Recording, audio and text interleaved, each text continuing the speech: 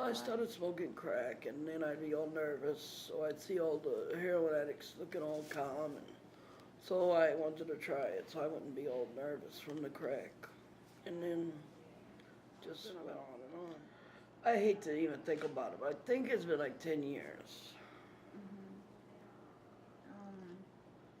What were you doing before you started using? Oh, well, I had a life, I had a daughter, and I mean, I still have her, but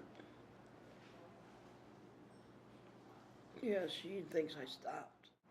Barbara is a client that gets help at the Center of Harm Reduction, a privately funded needle exchange center provided by the Homeless Healthcare of Los Angeles. Diane, a previous client, shows the safe injection supplies and materials the center provides. Crack pipe cover. Because when you're smoking crack, it's a glass pipe, and your lips tend to get chapped and bleed, and so you don't want to like smoke with somebody else, and you don't want to get blood from them onto you. They might have Hep C. Hep C lives up to 8 days on the surface. HIV dies in contact with the air, but Hep C does not. So they use these for their protection. Then the cotton, because they, when they cook their dope, they use a little piece of cotton in here for a filter. This is sterile water. They use the sterile water to cook their dope. They heat it. Okay, and then the alcohol wipes. So you have alcohol wipes, the tourniquets. These are antiseptic hand wipes. These are, like I showed you, it's the cooker. We give them the little ties that go around like this one was. So they hold it. Condoms and lubricants.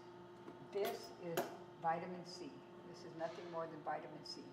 What they were doing with crack is rock.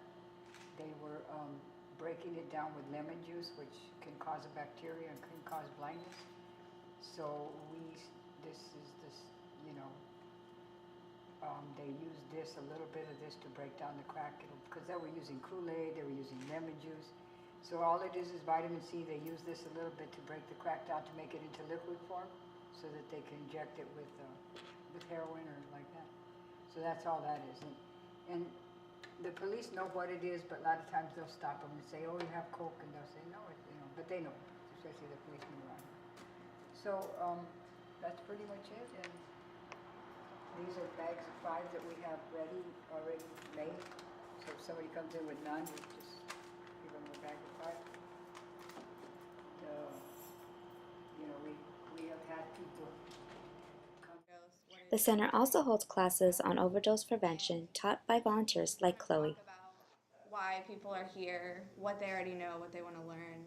A lot of people come because they have a partner or a best friend or a parent who's a user, and they're worried that they're going to overdose, and they don't want to feel like they can't do anything about it.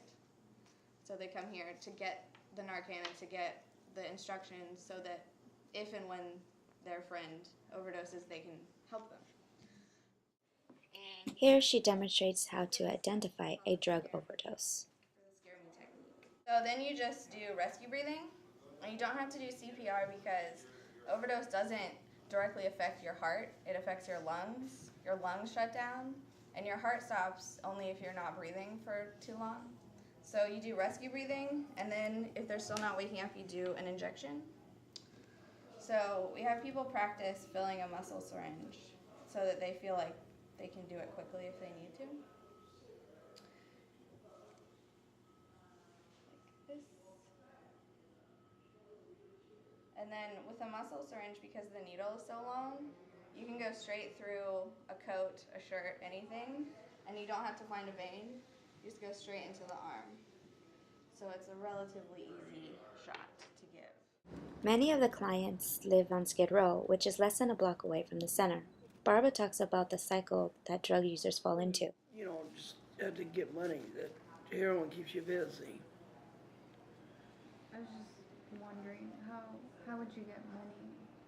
Oh, I might have to go steal something, or from a guy, turn a date, and they give out rubbers here too. Yeah, I saw. How much would you make, like, on a good thing. Well, I'm not gonna say I charged a whole bunch, $20. And that was enough to. Yeah, for a while. How much? But it's just a circle, goes round and round. Yeah. How much is like To get well is like $10. $10? Now, and then coming here, is this a place that provided to make sure that you got off drugs?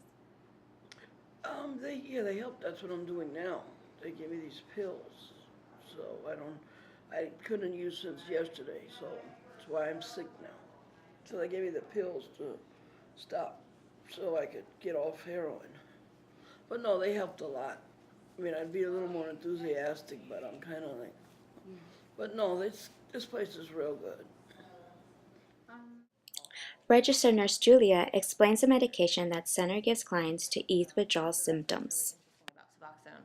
Now here, because of cost, we give the buprenorphine only,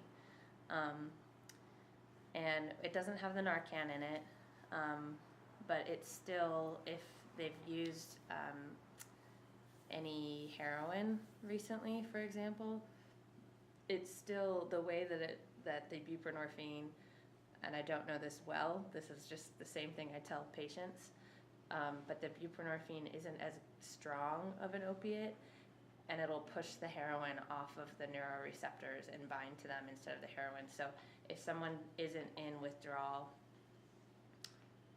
if they've used heroin recently, or if they're trying to take heroin and buprenorphine at the same time, it'll still make them a little bit sick, because that buprenorphine will go in, push the heroin out of the way, and they won't feel as high. Right, that's what we're promoting, is, harm reduction, is we're trying to educate them how better to keep themselves from getting sick,